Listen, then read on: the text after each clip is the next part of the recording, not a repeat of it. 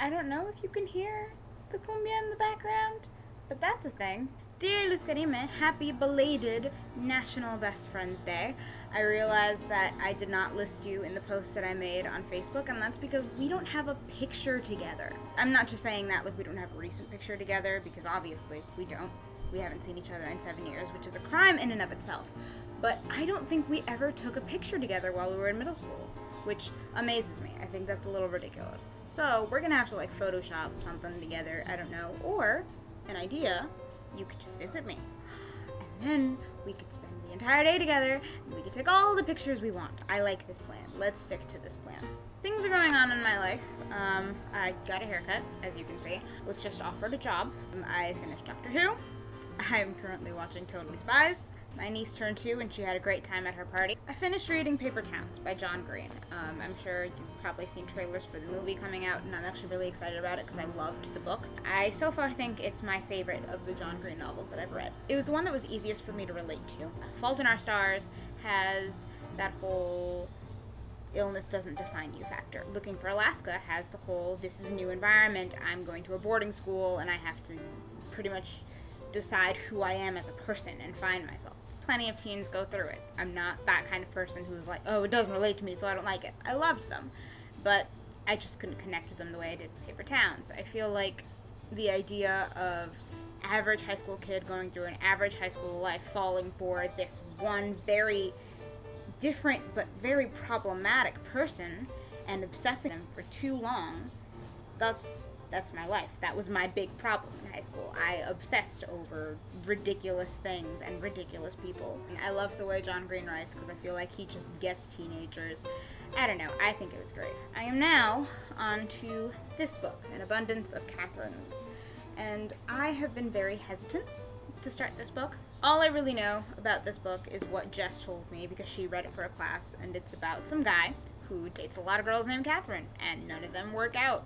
And he's hoping that the first girl who isn't named Catherine will work out. I have been kind of iffy about reading it just because I have been with a guy who's dated several Sammys, and, you know, I feel like it might hit a little too close to home, but I'm gonna suck it up. I'm gonna read it. I want to read it. And so, I think I'm gonna read the first little chapter today for you, if you don't mind. The morning after noted child prodigy Colin Singleton graduated from high school and got dumped for the 19th time by a girl named Catherine, he took a bath. That's the way to do it. Colin had always preferred baths. One of his general policies in life was never to do anything standing up that could just as easily be done lying down. You don't get clean in baths. Oh, he did recognize, albeit faintly, that he was too long and too big for his bathtub. He looked like a mostly grown person playing at being a kid. I don't know what that feels like. What does it mean to be tall? Mommy, am I ever going to have a eureka moment? Oh, sweetie, she said, taking his hand. What's wrong? I want to have a eureka moment, he said, the way another kid might have expressed longing for a Teenage Mutant Ninja Turtle. She pressed the back of her hand to his cheek and smiled, her face so close to his that he could smell coffee and makeup. Of course, Colin, baby, of course you will. But mothers lie. It's in the job description. That's kind of terrible. Colin took a deep breath and slid down, immersing his head. I am crying, he thought, opening his eyes to stare through the soapy, stinging water. I feel like crying, so I must be crying, but it's impossible to tell because I'm underwater. But he wasn't crying. Curiously, he felt too depressed to cry, too hurt.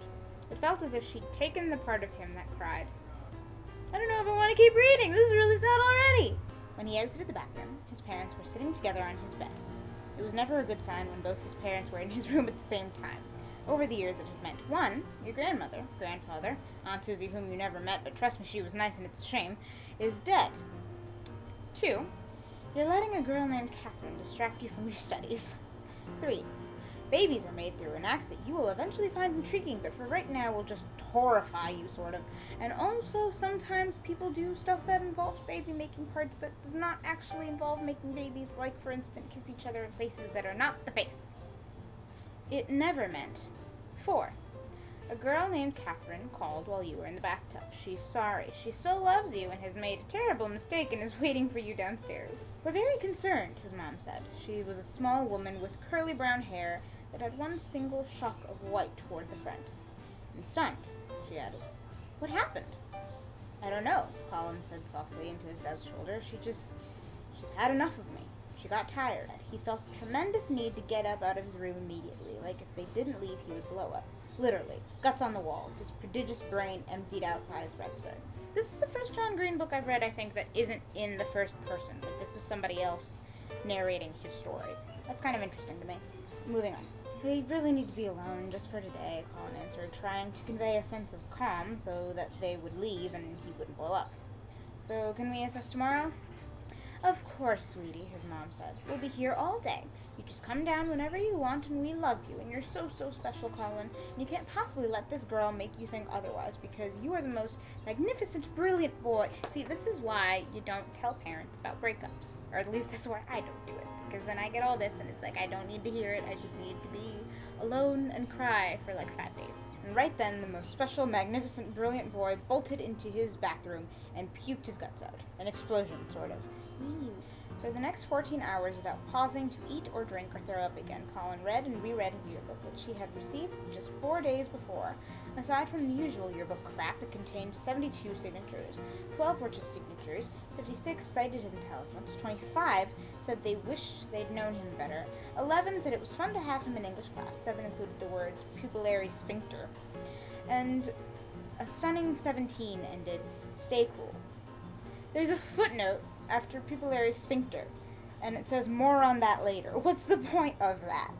He mulled this over and considered how 25 of his classmates, some of whom he'd been attending school with for 12 years, could possibly have wanted to know him better, as if they hadn't had the chance. But mostly, for 14 hours, he read and reread Catherine 19's inscription. Call.